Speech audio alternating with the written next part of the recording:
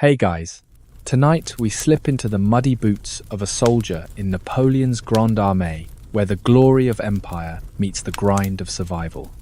Picture yourself in a bustling French village, 1805, the air thick with dust and the clamour of drums. You're standing in a crowded square, heart pounding, as a recruiter in a crisp blue uniform promises adventure and honour under Napoleon's eagle. The crowd cheers, but your stomach churns. You're about to sign up for a life where glory is a long shot. And, let's be honest, you probably won't survive this. So, before you get comfortable, take a moment to like the video and subscribe, but only if you genuinely enjoy what I do here. Drop a comment with your location and local time. I'm curious where you're drifting off from tonight. Now, dim the lights. Maybe turn on a fan for that soft background hum, and let's ease into tonight's journey together. You stand in that dusty square, clutching a worn sack with your worldly possessions, a spare shirt, a crust of bread, maybe a letter from home. The recruiter's voice booms, promising a few sous a day and a chance to serve the emperor. Napoleon's empire is at its peak, fresh off victories like Austerlitz, and the Grande Armée is the mightiest force in Europe, with over 600,000 men by 1812. But here's the kicker. Most recruits aren't starry-eyed patriots. You're likely a farmer's son, pushed by poverty, or a conscription officer who didn't care about your bad knee. Some guys bribed their way out, but you? No such luck. You're handed a quill, and your shaky signature seals the deal. Welcome to the army, kid. The first days are a whirlwind of chaos. You're herded to a training depot, a sprawling field of tents and shouting sergeants. The air smells of sweat, horse dung, and something faintly like regret. You're taught to march in step, a skill that sounds simple until you're tripping over your own feet while a red-faced officer screams in your ear. Your new comrades are a mixed bag city boys, rural lads, even a few foreigners who barely speak French. One guy, Pierre, claims he joined for the wine rations. You laugh, but the joke's on him wine's scarce, and the pay's even scarcer. A soldier's wage is about 35 centimes a day, barely enough for a loaf of bread back home. You're already wondering if this was a mistake. Training is brutal but brief. Napoleon's army doesn't have time for coddling. Campaigns wait for no one. You learn to load a musket, though the thing's heavier than it looks, and the flintlock jams half the time. You practice forming squares to fend off cavalry, your arms aching from holding a bayonet. The sergeants drill you until your legs feel like jelly, and at night, you collapse on a straw mat under a leaky tent. A quirky tidbit. Some recruits believed rubbing garlic on their boots would ward off blisters. Spoiler, it doesn't. Your feet are already raw, and you've only been at this a week. Historians still argue whether Napoleon's conscription system was genius or desperation. By 1805, he was drafting 60,000 men a year, pulling from every corner of France and her allies. It built an empire, sure, but it also drained villages and left families scrambling. You don't care about the big picture, though. You're too busy dodging the sergeant's cane and learning to sleep standing up. The other recruits swap stories to pass. The time one swears he saw Napoleon himself ride by, his famous hat tilted just so. You're not sure you believe him, but it plants a seed. Maybe you'll see the emperor one day. Your first taste of army life isn't battle-its, boredom laced with misery. You're assigned to an infantry regiment, maybe the 45th line, and given a number to stitch into your coat. You're not just Jean or Jacques anymore. You're soldier 472. The camp is a muddy maze of tents, cook fires, and latrines that smell worse than a barnyard. You're handed a bowl of watery soup and a chunk of bread hard enough to crack teeth. Eat fast, Pierre mutters, or someone will steal it. He's not wrong. You learn quickly to guard your rations like gold. The days blur into a rhythm of drills, insults, and hunger. You march in circles, clean your musket, and try not to think about home. A joke circulates. Why do Napoleon's soldiers march so fast? Because the enemy's behind them, and the paymaster's nowhere in sight. You chuckle, but it stings. You're starting to realize this life is less about glory and more about surviving the next day. The other recruits are your lifeline now, Pierre's sarcasm. The quiet guy who shares his tobacco, even the loudmouth who brags about battles he's never fought. They're all you've got. As you lie on your straw mat, staring at the tent's sagging roof, you hear distant drums. Tomorrow, you're told, you'll march out for real. Not just drills, but a campaign. Your heart races, half excitement, half dread. The Grande Armée is moving, and you're part of it, whether you're ready or not. You pull your thin blanket tighter, wondering what you've gotten yourself into. The fan's hum back in your modern room feels far away now, but it's there, lulling you deeper into this story. You're trudging along a rutted dirt road, your boots sinking into the mud with every step, as the Grande Armée marches towards some distant battlefield. The air is thick with dust when it's dry, a soupy mess when it rains, and your legs burn from the weight of your pack, 30 pounds of musket, cartridge box, and whatever scraps you've scrounged to survive. Napoleon's campaigns are legendary for their speed. His army could cover 15 miles a day, outpacing enemies who lumbered at half that. But for you, it's just endless walking, your blisters screaming and your stomach growling louder than the drums up front. The officers ride horses, naturally, while you and your comrades slog through the mire. Keep up, a sergeant barks, or you'll be supper for the crows. Charming guy. The march is a test of endurance, and not the fun kind. You're part of a column stretching miles, thousands of boots thumping in uneven rhythm. The landscape changes. French fields give way to German forests or Polish plains, but the misery stays constant. Rain soaks your wool coat, which weighs twice as much wet, and the sun bakes you until your tongue feels like leather.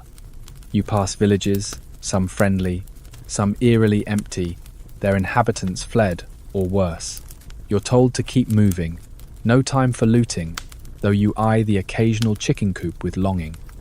A quirky tidbit: some soldiers carried lucky charms, like rabbit feet or saint medallions, swearing they'd dodge bullets. You've got a pebble from home in your pocket, dumb. Maybe, but it's something to hold on to. Your water canteen's empty by noon, and the supply wagons are nowhere in sight. Pierre, your sarcastic tent mate, mutters, "Napoleon moves faster than our rations." You snort, but he's right.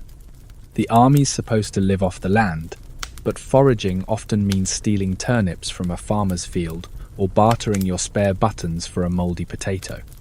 The officers don't care much, as long as you keep marching. You learn to spot edible plants, though you once mistook some berries for food and spent a night hugging a latrine trench. Lesson learned. Historians still argue whether Napoleon's lightning marches were strategic brilliance or reckless overreach. His speed won battles like Ulm in 1805, catching enemies off guard, but it stretched supply lines thin and left soldiers like you half dead before the fighting even started. You don't have the luxury of debate, though. Your world is the next step, the next hill, the next curse under your breath. The guy next to you, a lanky Breton named Luke, starts singing a bawdy tavern song to lift spirits. It's off-key, but you join in, if only to drown out the ache in your feet. Joke number 2. Why don't Napoleon's soldiers get lost? Because the road's paved with their own sweat and tears. Nights offer little relief. You stop to camp, but camp is a generous term. Just a patch of ground, maybe a hedge for a windbreak. You're too tired to pitch a tent, so you wrap yourself in your greatcoat and pray it doesn't rain again. The lucky ones snag a spot near a fire, but you're stuck on the edge, shivering as the temperature drops. You chew on a piece of hardtack, which tastes like sawdust and breaks a tooth if you're not careful. Pierre offers you a sip of his secret stash of brandy, which smells suspiciously like lamp oil. You pass, but you're starting to like his grim humour. It's better than silence. The march exposes you to the army's pecking order. Officers strut about, their gold epaulets gleaming, while you're just another faceless grunt. You overhear them talking about the Emperor's plan, but no one tells you what it is. You're pointed east, or maybe south, and told to march. Rumours swirl. You're heading for Austria, or Prussia, Or who knows where. Someone claims Napoleon himself is up ahead, scouting the route on his white horse. You roll your AaixEvery campaign has a "I saw Napoleon" story, and you're not buying it yet. Your body's adapting, or maybe it's just giving up. Your shoulders ache from the pack, but you learn to shift the weight to avoid sores.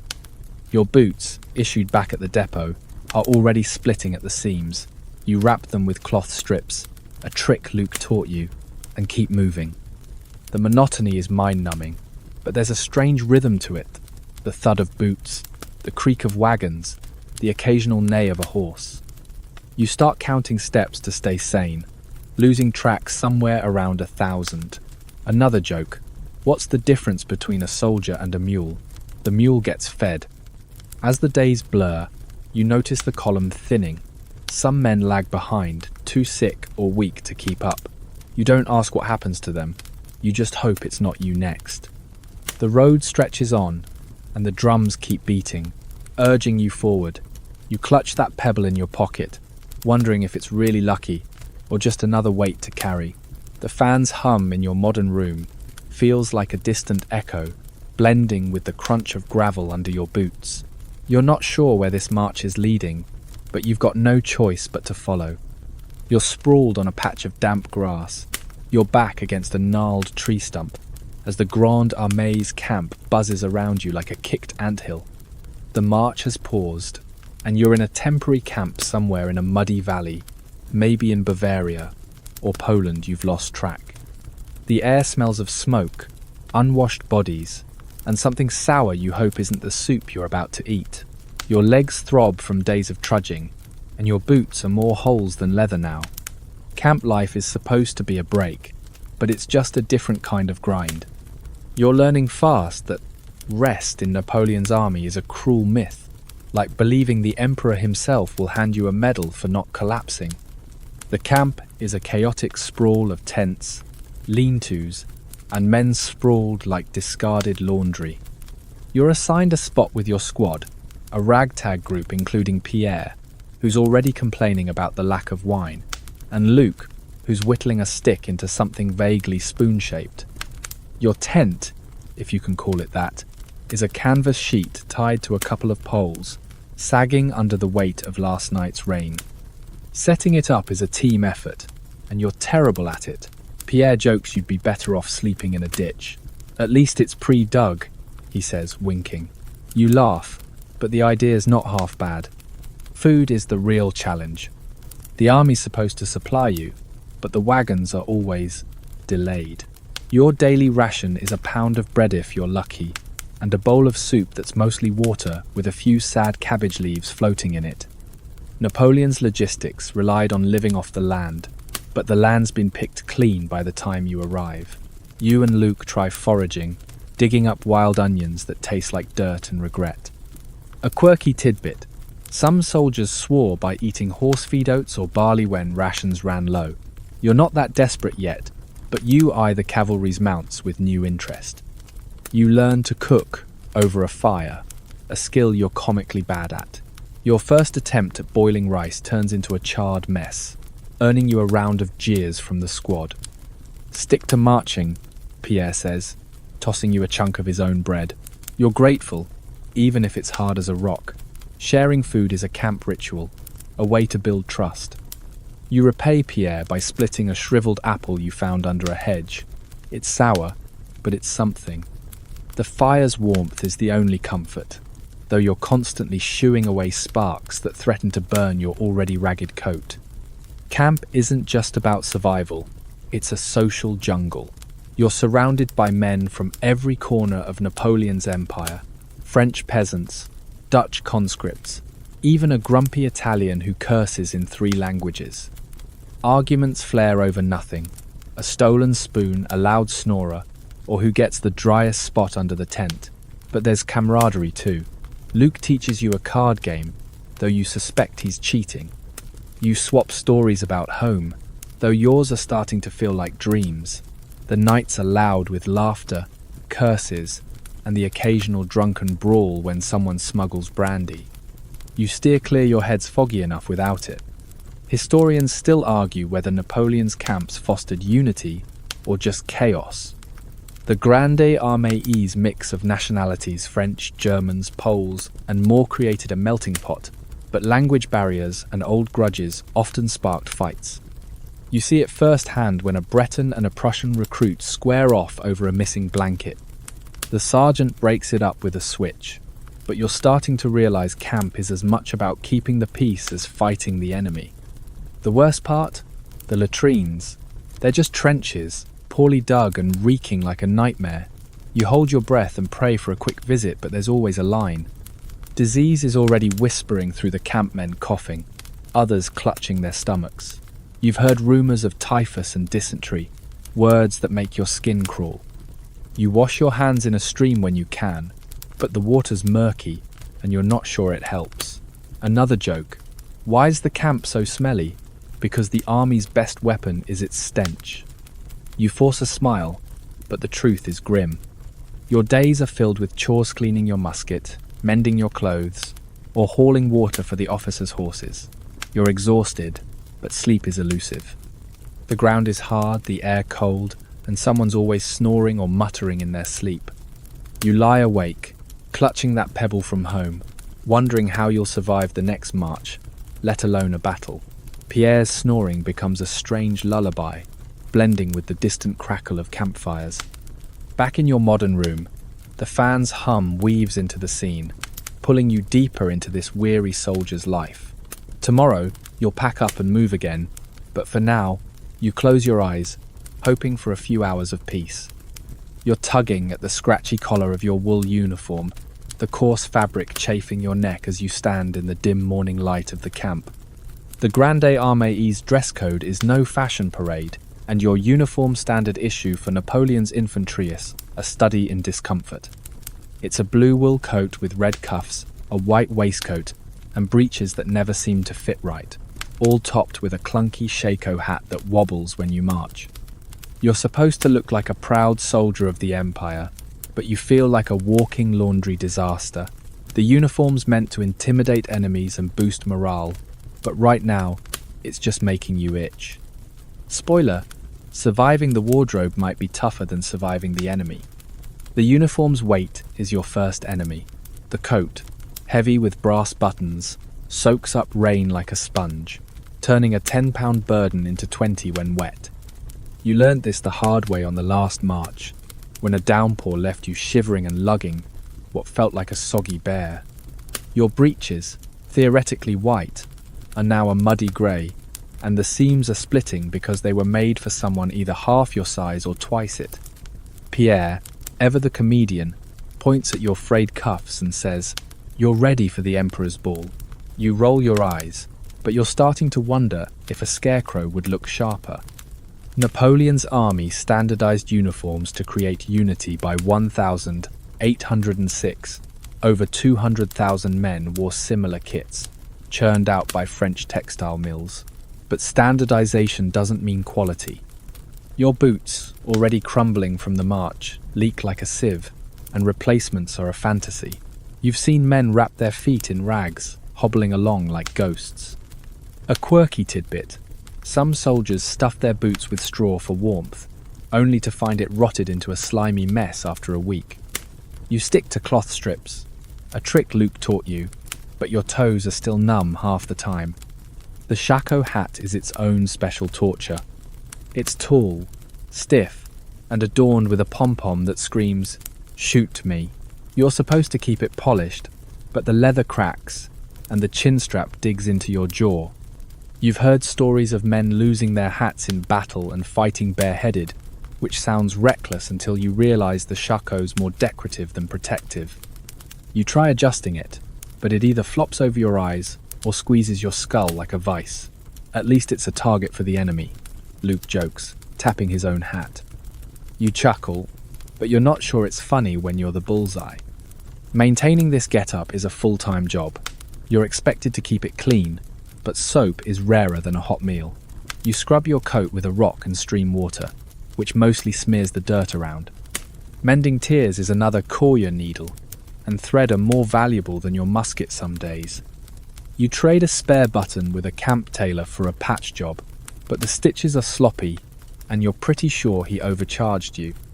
The officers, of course, look pristine, their gold braid gleaming while you're stuck looking like you wrestled a pig. Rank has its perks. Historians still argue whether Napoleon's uniforms were practical or just propaganda. The bright colours blue coats, red facings made soldiers visible for command and control, but they also made you easy to spot across a smoky battlefield. Was it worth it for the morale boost, or just vanity? You don't care much for the debate. You just want something that doesn't chafe. Your waistcoat's buttons keep popping off, and you've resorted to tying it shut with twine.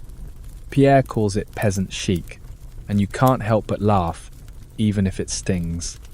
The uniform's impact on survival is no joke. Wool traps heat, so you're sweating buckets in summer, but it's useless against winter's bite without a greatcoat, which you haven't been issued yet. Wet clothes breed sickness coughs are already spreading through the camp like wildfire. You've seen men strip off their coats to dry them by the fire, only to be chewed out by a sergeant for disgracing the emperor. You keep yours on, damp or not, and pray you don't catch whatever's making Luke hack like a sick dog. By now, you're used to the camp's rhythm, but the uniform makes everything harder. You can't sleep comfortably in it, but taking it off risks theft or a sergeant's wrath. You lie on your straw mat, the shako under your head as a lumpy pillow, and wonder how you're supposed to march, fight, and survive in this glorified costume molecular. The fan's hum in your modern room blends with the crackle of the campfire in your mind, pulling you deeper into this weary world. Tomorrow, you'll march again, uniform and all, but for now, you close your eyes, the itch of wool fading as sleep creeps in. You're gripping a Charleville musket, its cold barrel slick with morning dew, as you stand in a foggy field with your regiment, practicing maneuvers that could mean life or death. The Grande Armée's battlefield tactics are a whirlwind of precision and chaos, and you're learning to wield your weapons a musket, bayonet and sheer stubbornness while sergeants shout orders that sound like gibberish. The musket's heavy, nearly 9 pounds, and your arms ache just holding it. You're supposed to be a cog in Napoleon's war machine, but right now, you feel more like a kid fumbling with a new toy. Battle's coming, and the thought makes your stomach twist tighter than your shako's chin strap. You start with the musket, the backbone of Napoleon's infantry. It's a smoothbore flintlock, accurate maybe 50 yards if the wind's on your side. Loading is a clunky ritual. You bite open a paper cartridge, pour powder down the barrel, ram the ball in, and pray the flint doesn't misfire.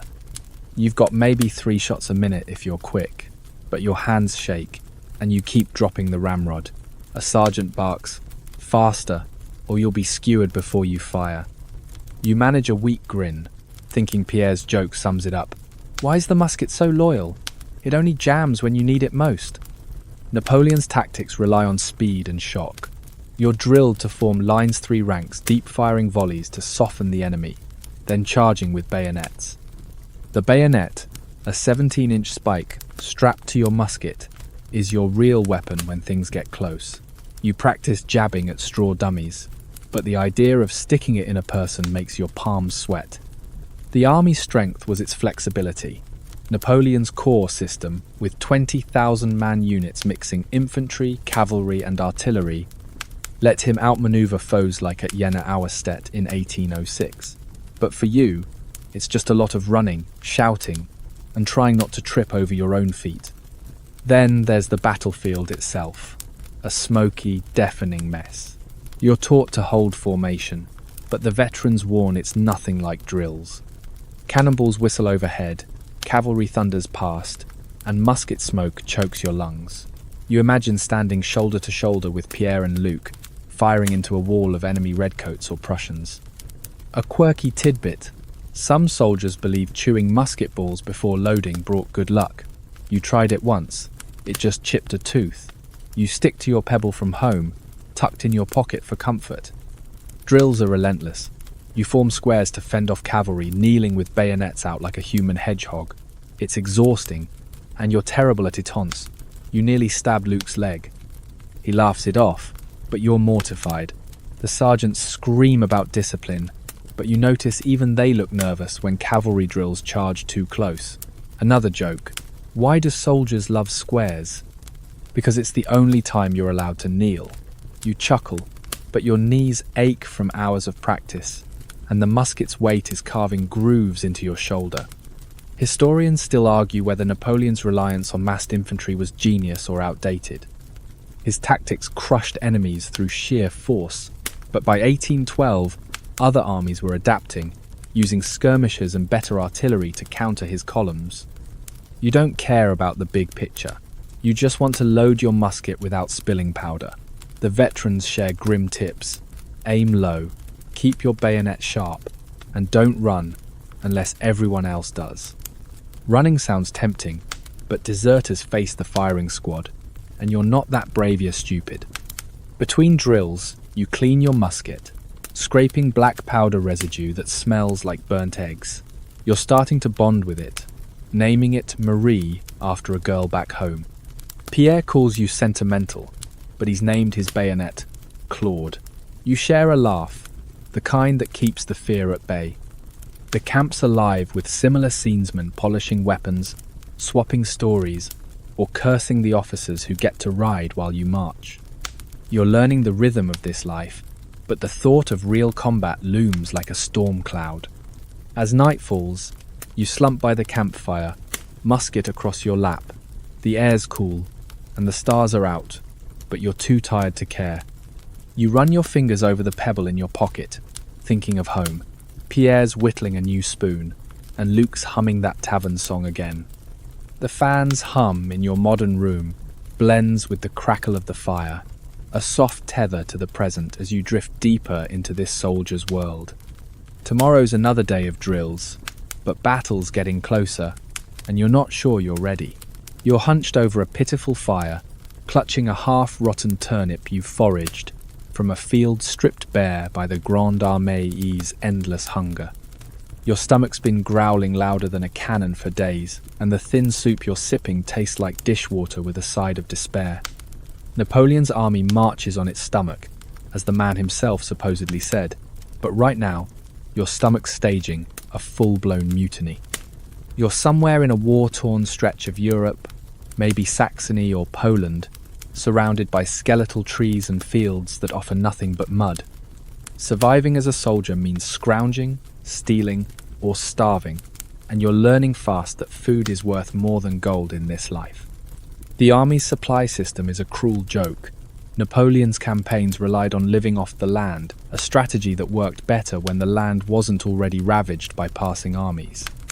By 1812, the Grande Armée's 600,000 men were stripping regions clean, leaving nothing for latecomers like you.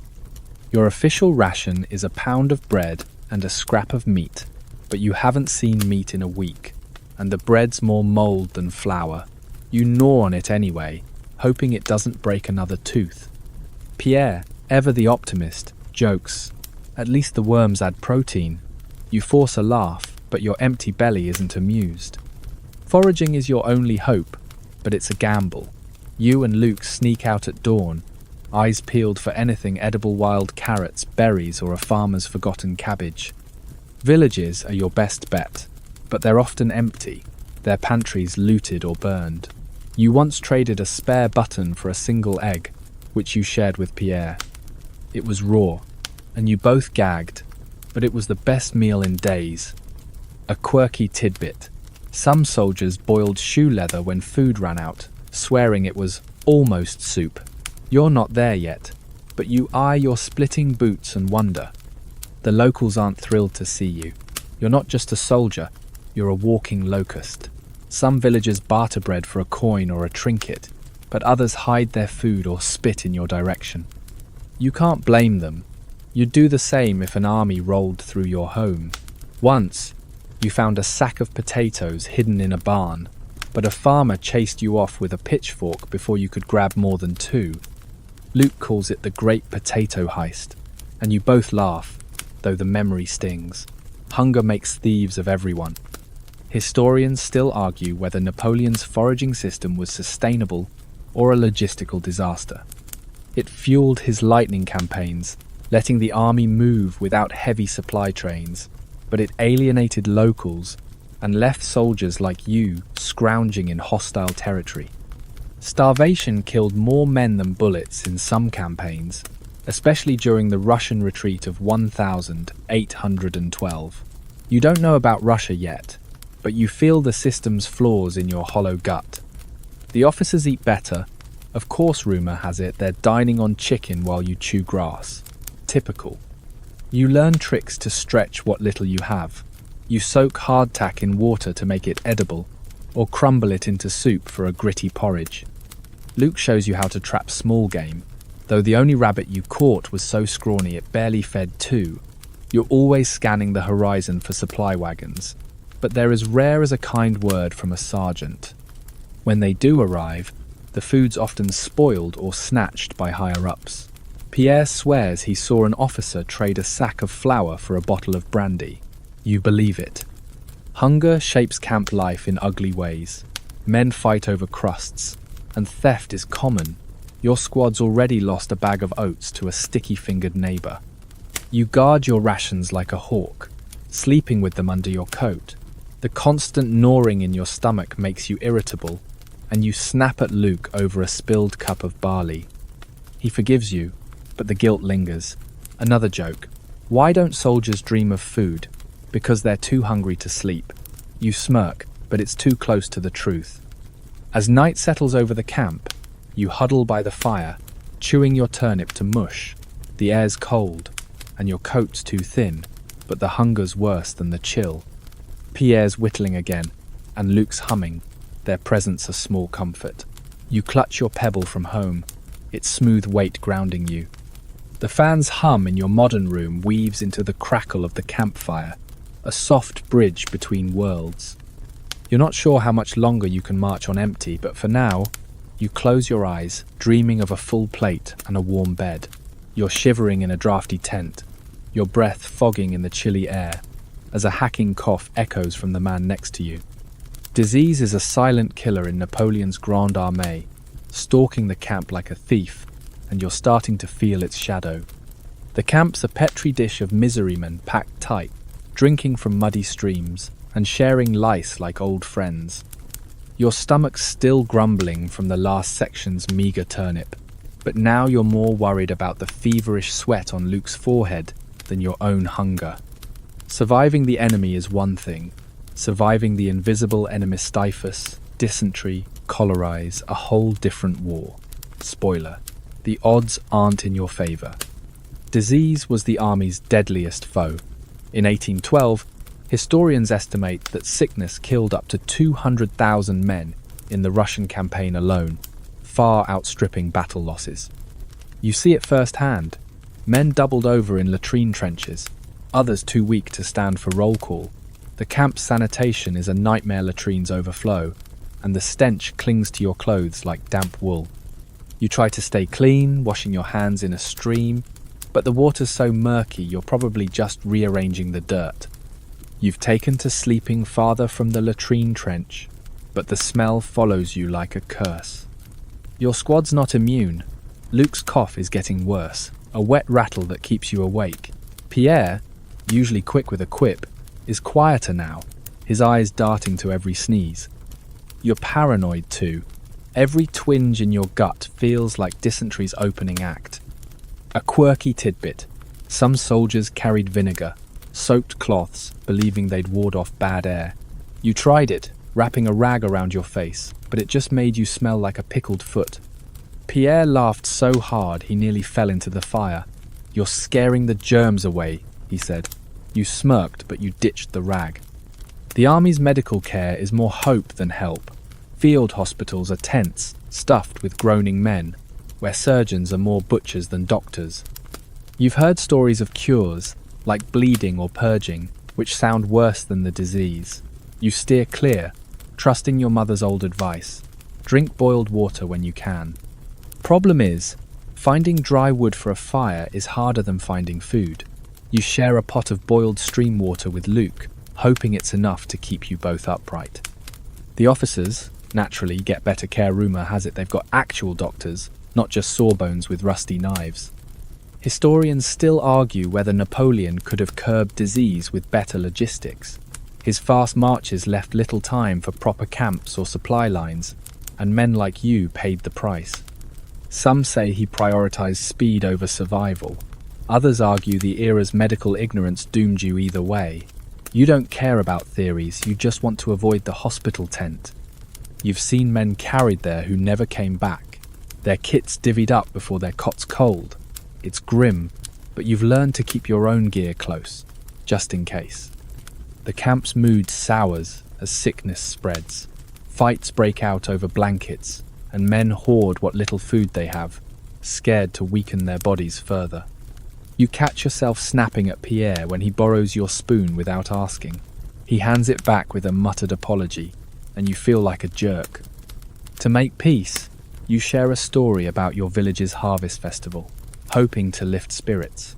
Luke joins in, describing a Breton dance that sounds like a drunken stumble. It's a brief escape, but the coughs around you pull you back to reality. You've started checking yourself for signs fever, chills, or that telltale rash of typhus. So far, you're clear, but every ache feels like a warning. You clutch your pebble from home, rubbing it like a talisman. Another joke: why don't soldiers fear death? Because the latrines are scarier. You force a chuckle, but it's hollow. The camp's a ticking bomb, and you're just praying you're not the next to go off. Pierre offers you a sip of his brandy, but you decline. It's probably just fermented ditch water by now. As night falls, you huddle by the fire, the cold seeping through your threadbare coat. Luke's cough is quieter, but that's not reassuring. It could mean he's getting worse. You pull your blanket tighter, listening to the camp's uneasy hum, coughs, groans, and the occasional curse. The fan's soft whir in your modern room blends with the wind rattling your tent, a gentle tether to the present. You're not sure how much longer you can dodge the invisible enemy, but for now, you close your eyes, hoping sleep will keep the fear at bay. You're trudging through a snow-dusted plain, your breath clouding in the biting air, as winter's icy grip tightens around the Grande Armée. Your boots, already more holes than leather, crunch through frozen mud, and your fingers are so numb you can barely feel the musket slung across your shoulder. The Russian campaign of 1,812 looms large in your mind, its brutal cold, a legend even among the greenest recruits. You're not there yet, maybe you're in Germany or Poland, but winter's already sinking its teeth into you, and the stories of men freezing in their tracks feel all too real. Surviving Napoleon's wars means battling frost as much as foes, and right now, the cold is winning. Winter in the army is a special kind of misery. The Grande Armée lost over 100,000 men to cold and starvation during the Russian retreat, historians say, with temperatures dropping to -30 degrees Celsius. You're feeling it now. The wind cuts through your threadbare coat like a bayonet, and your greatcoat, if you were lucky enough to get one, is too thin to matter. You wrap a rag around your face, but it freezes stiff in minutes. Your squad huddles closer, sharing what little warmth you can muster. Pierre, his nose red as a beet, mutters, "At least hell will be warmer." You snort, but the joke's thin when your teeth are chattering. Camp offers no escape. The ground's too frozen to dig proper latrines, so the stench of makeshift trenches mingles with wood smoke. You're supposed to build fires, but dry wood is a myth, and wet branches just smoulder, choking you with acrid smoke. You and Luke take turns scavenging for anything that burnt twigs, fence posts, even a broken cartwheel. A quirky tidbit: some soldiers burned their musket stocks for warmth, rendering their weapons useless. You're tempted, but you'd rather not face a sergeant's wrather, an enemy empty-handed. Sleep is a distant dream. You lie on frozen ground, your blanket a pathetic shield against the cold. You've taken to sleeping in your boots to keep your toes from turning black, a trick you learned after seeing a man lose 2 to frostbite. The camp's eerily quiet at night, save for the wind's howl and the occasional moan of someone too cold to rest. You clutch your pebble from home, its smooth surface, a faint comfort against the chill. Luke's cough, that lingering worry from the last section, is quieter now, but you're not sure if it's because he's improving or just too weak to hack. Food is even scarcer in winter. The fields are barren, and villages are ghost towns, their larders long emptied.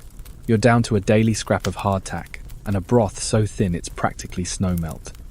You once saw a man trade his bayonet for a frozen fish, only to crack a tooth biting into it.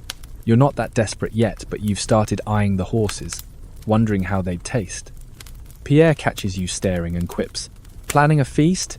Invite me." You laugh, but it's a grim thought. Hunger and cold are a deadly pair, and you're feeling both in your bones. Historians still argue whether Napoleon underestimated winter's toll or was simply reckless. His Russian campaign was a gamble, banking on a quick victory before the snows hit, but Russia's vastness and scorched earth tactics broke his army. You don't know about Moscow yet, but you feel the season's cruelty in every step. The officers, bundled in furs, shout orders to keep moving, but you notice their hands shake too. Even they can't outrun the cold. You wonder if Napoleon himself feels it, wherever he is, or if his famous hat keeps him cozy. The days blur into a cycle of marching, shivering, and scavenging. You learn to wrap your hands in strips of cloth torn from a dead man's shirt gilt stings, but warmth matters more. Your squad's shrinking. Some men vanish into the snow, too weak to keep up. You don't ask where they go, but you tighten your grip on your musket, determined not to be next. Another joke. Why do soldiers hate winter? Because it's the only enemy that doesn't miss. You force a smile, but the truth lands like a snowball to the face. As night falls, you huddle by a feeble fire, the flames barely licking the icy air. Pierre's whittling a stick into nothing, and Luke's wrapped in a blanket, his face pale but stubborn. You share a crust of bread, breaking it into thirds. The fan's hum in your modern room weaves into the wind's moan, a soft anchor to the present. You're not sure how you'll survive this frozen hell, but for now, you pull your coat tighter, eyes heavy, and let the cold fade into sleep's embrace. You're crouched by a smouldering campfire, the faint warmth doing little to ease the chill in your bones, as the camp around you hums with the low murmur of weary men. Your squad, Pierre, Luke, and a few others become your lifeline, a ragtag family bound by shared misery. The Grande Armée's camps are a crucible of camaraderie and conflict, where friendships are forged over shared crusts and fights erupt over a stolen blanket. You're learning to navigate this world, balancing loyalty to your comrades, with the instinct to look out for yourself. The Russian winter's still gnawing at you from the last section, but here, it's the human connections and clashes that keep you going or drive you mad. The army's a melting pot, with over 600,000 men from France, Poland, Italy, and beyond by 1812, each bringing their own quirks and grudges. Your squad's a microcosm. Pierre's sharp tongue hides a soft spot. Luke's quiet stubbornness keeps him coughing but marching. And there's a loudmouth named Claude who swears he's Napoleon's distant cousin. You roll your eyes at that one, but you're starting to rely on these men. You share everything: food, stories, even lice. Pierre hands you a sliver of his hardtack, and you repay him with a sip of water you boiled last night. It's a fragile trust, but it's all you've got. Camp life breeds tension as fast as it builds bonds. Last night, you saw two men brawl over a half-rotten apple, rolling in the mud, until a sergeant cracked their heads together. You've had your own spat's luck borrowed your spoon without asking, and you snapped at him, hunger making you petty. He apologized with a sheepish grin, offering you a pinch of his tobacco. You don't smoke, but you took it to keep the peace. A quirky tidbit. Some soldiers carved their initials into each other's musket stocks, a pact to watch each other's backs.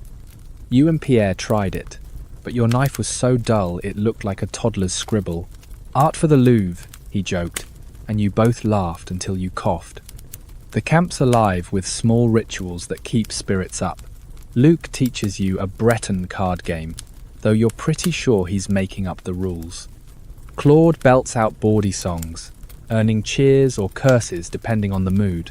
You swap stories about your village's muddy fields, Pierre's Paris alleyways, Luke's coastal cliffs. These moments are a lifeline, reminding you there's a world beyond this frozen hell, but they're fleeting. A stolen blanket or a miscounted ration can spark a shouting match, and you've seen fists fly over less. You try to stay neutral, but it's hard when everyone's on edge. Historians still argue whether Napoleon's diverse army was a strength or a liability. The mix of cultures fueled his numbers, but language barriers and old rivalries like French-Polish tensions often fractured units. You feel it when a Dutch recruit sneers at your French accent, or when Claude's boasting about Italian superiority makes Luke bristle. The sergeants keep a lid on it, but you're starting to see cracks. Your squad's holding together, barely, but you wonder how long it'll last when the real fighting starts.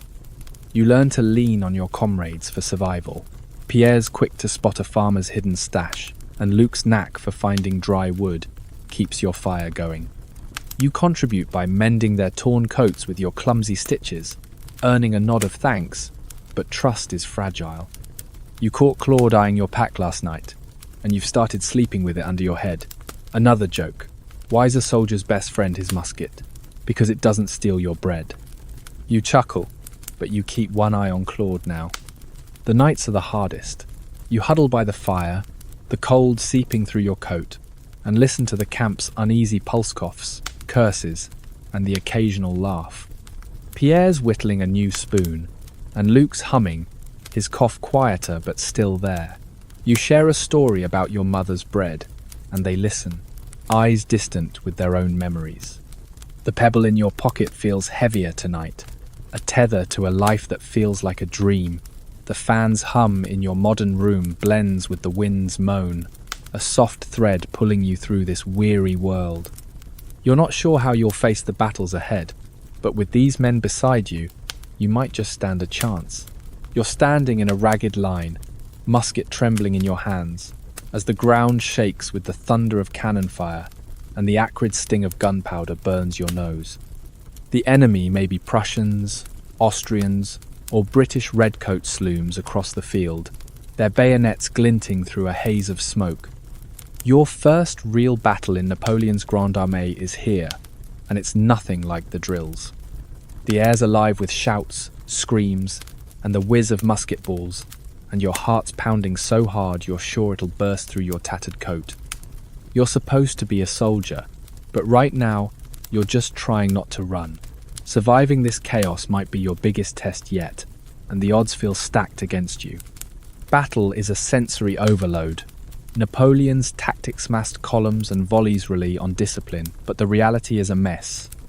You're shoulder to shoulder with Pierre and Luke, your regiment firing in unison, or trying to. The musket kicks like a mule, and after 3 shots, your shoulders bruised and your hands are black with powder. You fumble the reload, dropping a cartridge as a cannonball lands close enough to spray dirt in your face. "Keep firing!" a sergeant screams, but you can barely hear him over the roar. Pierre, reloading beside you, mutters, "What's the plan? Shoot till we're deaf?" You force a grin, but your hands are shaking too much to laugh. Napoleon's victories, like Austerlitz in 1805, hinged on precise coordination infantry, cavalry, and artillery working as one. But from your spot in the line, it's just noise and terror. You fire into the smoke, not sure if you're hitting anything. The enemy returns fire, and a man to your left drops with a cry, clutching his leg. You freeze, but Luke shoves you forward, yelling, "Move, or you're next." You stumble into formation, heart racing. A quirky tidbit. Some soldiers swore spitting on their musket balls gave them better aim. You tried it once, but it just left your mouth dry and your aim as bad as ever. The chaos intensifies as the enemy charges. You fix your bayonet, its 17-inch spike gleaming, and brace for impact. The clash is brutal, men shouting, steel clanging, and the sickening thud of bodies hitting the ground. You swing your musket like a club, more instinct than skill, and somehow avoid getting skewered. The smoke's so thick you can't see Pierre, but you hear his familiar curse through the din. You're not fighting for Napoleon or glory. You're fighting to stay alive. Another joke. Why don't soldiers play chess? Because the battlefield's already a checkmate. You'd laugh if you weren't so terrified. Historians still argue whether Napoleon's reliance on frontal assaults was bold or wasteful. His tactics overwhelmed enemies through sheer force, but they cost thousands of lives, over 20,000 at Borodino in 1812 alone. You don't care about strategy, you just want to survive the next minute. The sergeants shout to hold the line, but men are falling and the ground's slick with mud and worse. You catch a glimpse of cavalry thundering past, their sabres flashing, and pray they're on your side. The noise is deafening, but you keep moving, driven by fear and the men beside you. When the enemy finally pulls back, you're left gasping, your musket barrel hot and your hands blistered. The fields are wreck-broken weapons, scattered gear, and men who'll never stand again. You find Pierre, his coat torn but alive, and Luke, limping but stubborn as ever. You share a nod, too exhausted for words. The victory, if it is one, feels hollow. You're alive, but the cost is heavy, and you know another fight's coming. You clutch your pebble from home, its weight a small anchor in the madness. As night falls, you slump against a tree, the battlefield's stench lingering in your nose. The camp's quieter now, the survivors licking their wounds. Pierre's cleaning his musket, muttering about the officers who watched from horseback. Luke's wrapping a cut on his arm, his cough still there but drowned out by the day's horrors. You share a sip of water, the last in your canteen, and try to forget the faces of the fallen. Another joke. Why is a soldier's life so short? Because the battlefield's a lousy storyteller. You manage a weak smile, but sleep's calling. The fan's hum in your modern room weaves into the distant crackle of campfires, a soft thread pulling you through this grim scene. You're not sure how you survived, but you're still here, for now. You close your eyes, the weight of the day pulling you into a restless slumber, the battle's echoes fading into the night. You're lying on a blood-soaked cot in a field hospital, the air thick with the stench of sweat, rot, and something metallic that makes your stomach churn. A musket ball grazed your arm in the last battle, and now you're here, surrounded by moaning men and the clatter of a surgeon's tools. Napoleon's army has no shortage of wounds, but its medical care is a grim lottery more likely to kill you than cure you. Your arm throbs, wrapped in a rag that's already turning brown, and you're praying the surgeon doesn't decide it needs to come off. Surviving the battlefield was one thing, but this tent, with its flickering lanterns and grim-faced doctors, feels like a different kind of fight. Field hospitals in the Grande Armée are little more than canvas slaughterhouses. By 1812, Napoleon's medical corps was overwhelmed, treating thousands of wounded with barely enough supplies for a fraction. You're one of the lucky ones, your wounds not deep, but the surgeon, a harried man with blood-streaked hands, doesn't inspire confidence. He's sawing through a man's leg 2 cots over, and the screams make your skin crawl. You clutch your pebble from home, hoping it's luckier than the poor soul who didn't wake up after his treatment. Pierre, who escaped the battle unscathed, visits and jokes. At least you got a bed. You glare, but his grin keeps you grounded. The treatment is crude. The surgeon cleans your wound with a splash of brandy more than you've seen in weeks and stitches it with a needle that looks like it's been used on horse saddles. There's no laudanum for the pain, just a stick to bite down on. You've heard stories of men surviving surgery only to die from infection, their wounds festering in the filthy air. A quirky tidbit. Some surgeons believed rubbing onion juice on wounds prevented gangrene. You're offered a slimy poultice that smells like a tavern's floor, but you wave it away, trusting your rag and sheer stubbornness instead. Hygiene is a fantasy. The hospital tent is packed, with men lying on straw or bare dirt, their bandages reused from who knows where. Flies buzz everywhere, and the water for washing wounds is a murky bucket you wouldn't drink from on a dare. You've seen dysentery and typhus from the camp's latrines, and now you're terrified of catching something worse than your wound. Luke, still coughing from the last section, is in another tent, and you're praying he pulls through. You try to stay clean, wiping your hands on your coat, but it's a losing battle. The air itself feels like poison.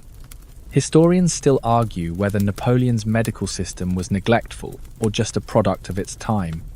His chief surgeon, Dominique Larry, pioneered triage and mobile ambulances, saving thousands, but the sheer scale of casualties, over 30,000 wounded at Waterloo, alone overwhelmed any innovation. You don't care about progress, you just want out of this tent. The surgeons work fast, but fast means sloppy, and you've seen men stitched up only to bleed out hours later. The officers, of course, get private tents and actual doctors, while you're left with a butcher who smells like wine. You learn to cope by watching your comrades. Pierre sneaks you a crust of bread, a small act of defiance against the hospital's gruel, which tastes like boiled socks. You share a story about your village's healer, who swore by herbal teas, and Pierre laughs, saying his mother used pig fat for everything. It's a fleeting comfort, but it keeps the fear at bay. Another joke. Why don't soldiers trust surgeons? Because their cure's worse than the enemy's aim. You chuckle, but the pain in your arm makes it short-lived. The days drag on, each one a blur of groans and the clink of metal tools. You're starting to heal, or at least you're not dead, which feels like a win. The surgeon grunts approval, but you're not sure if he's talking to you or the next patient. You're itching to rejoin your squad, if only to escape the tense stench. Pierre says they're marching soon, and you're determined to be with them, wound or not. You rub your pebble, its familiar weight a reminder of home, and try to ignore the screams from the next cot. As night settles, the tent grows quieter, the moans fading into uneven breaths. You lie back, the pain duller now, and listen to the distant hum of the camp. The fan's soft whir in your modern room blends with the rustle of canvas, a gentle tether to the present. You're still here, stitched and sore, but alive.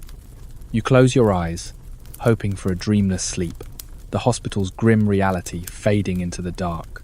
You're slumped against a gnarled tree at the edge of camp, the flicker of dying campfires casting shadows as you stare into the darkness, wrestling with a dangerous thought, running away. The Grande Armée's grind hunger, cold, disease, and the blood-soaked chaos of battle has worn you down, and desertion's siren call is louder than ever. Your arms still sore from the field hospital, but you're back with Pierre and Luke, their familiar grumbling a thin tether to duty. The Russian winter's bite lingers, and the promise of another march, another fight, makes your stomach knot. Desertion means freedom, maybe, but also a noose if you're caught. You're not sure which scares you more. Desertion was a plague in Napoleon's army. By 1813, historians estimate 100,000 men fled the Grande Armée, driven by starvation, exhaustion, or sheer terror. You see it in the camp-empty spots at roll call, whispers of men vanishing into the night. You've heard the punishments: flogging, imprisonment, or a firing squad for the unlucky ones. Yet, as you huddle in your threadbare coat, the idea of slipping into a forest or blending into a village feels tempting. You imagine a warm bed, a full plate, no sergeants barking orders. But then you picture the provost's Napoleon's military police hunting you like a dog. Your pebble from home feels heavy in your pocket, a reminder of what you'd leave behind. The camp's mood feeds your doubts. Men are quieter now, their jokes fewer since the last battle. Luke's cough is back, weaker but stubborn, and Pierre's whittling has turned frantic, his knife carving deep gouges into a stick. You catch yourself snapping at Claude, the loudmouth.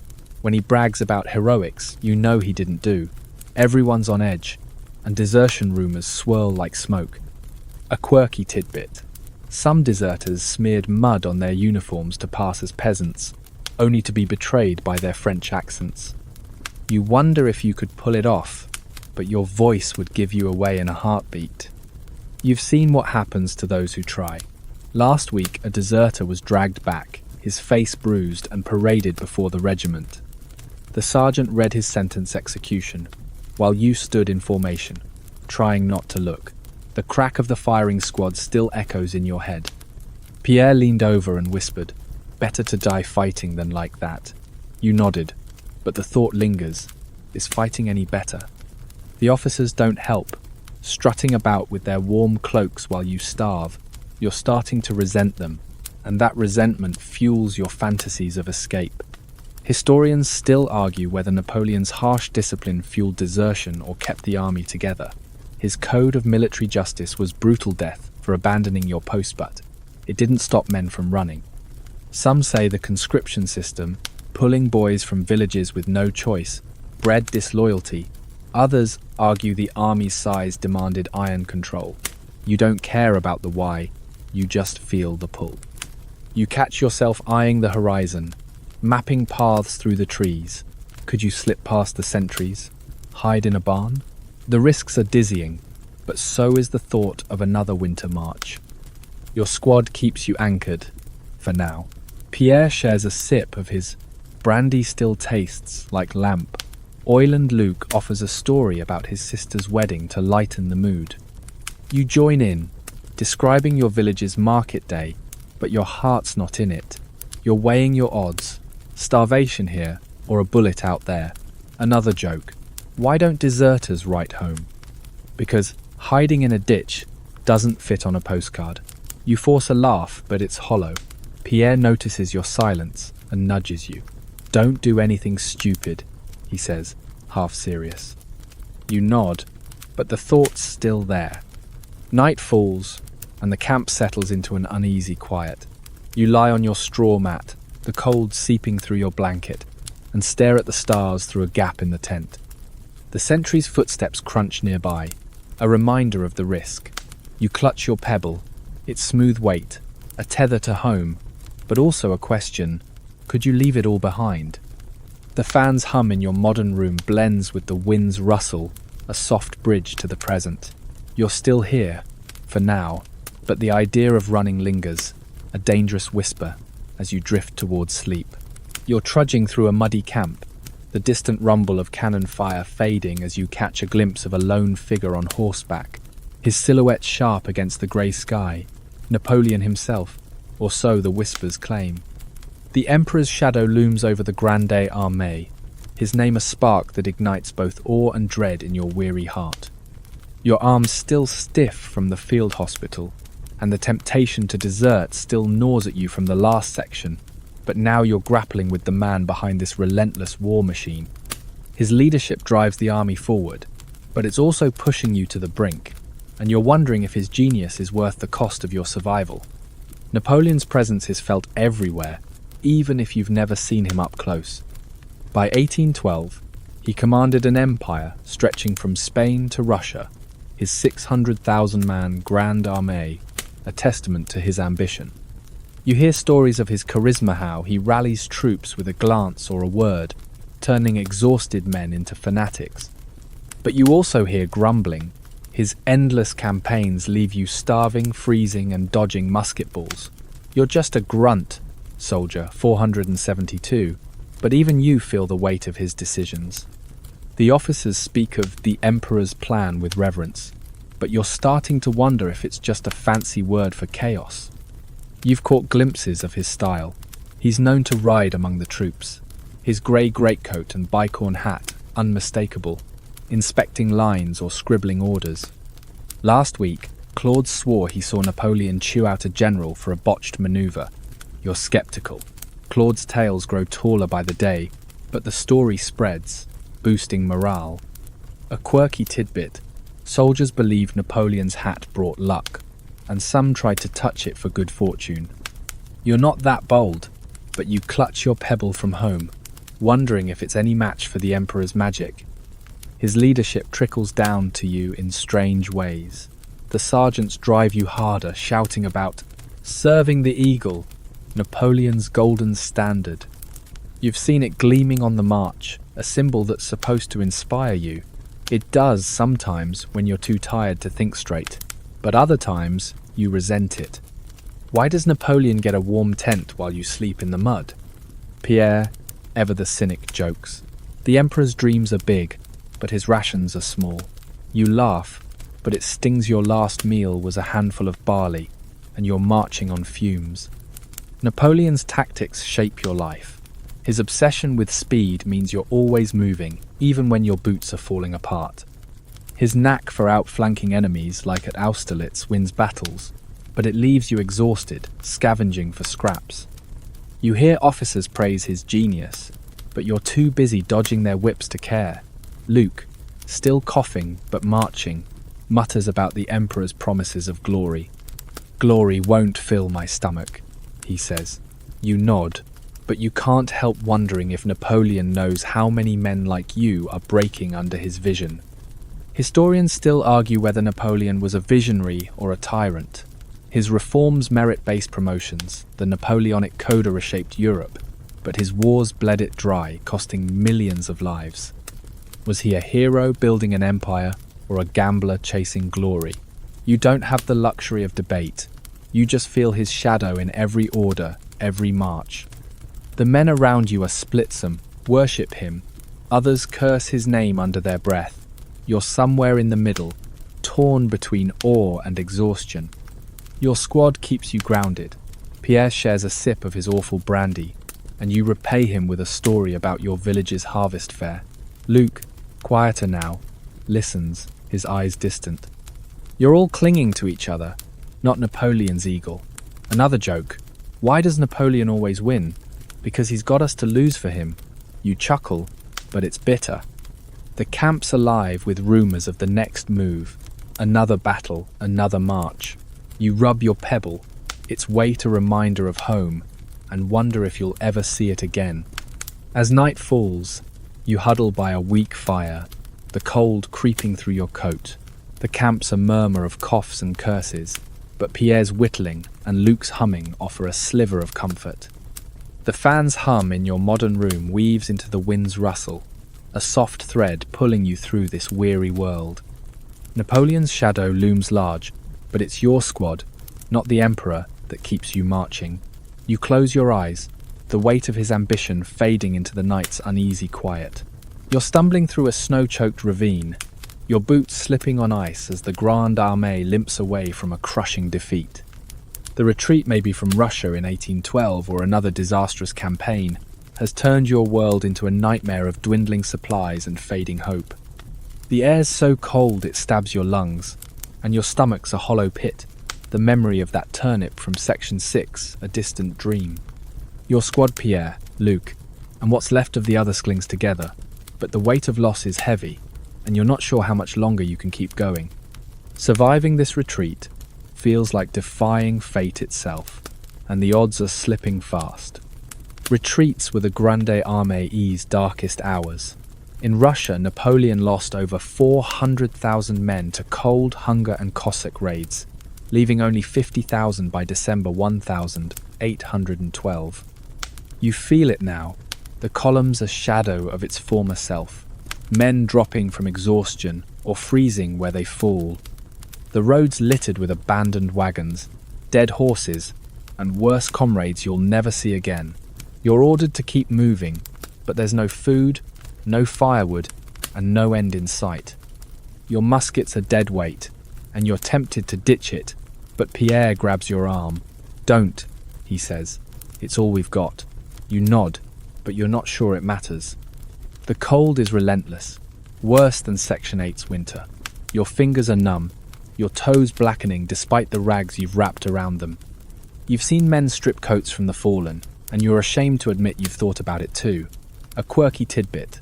Some soldiers burned their cartridge boxes for warmth, trading ammunition for a fleeting fire. You haven't gone that far, but you're burning anything you can letters from home.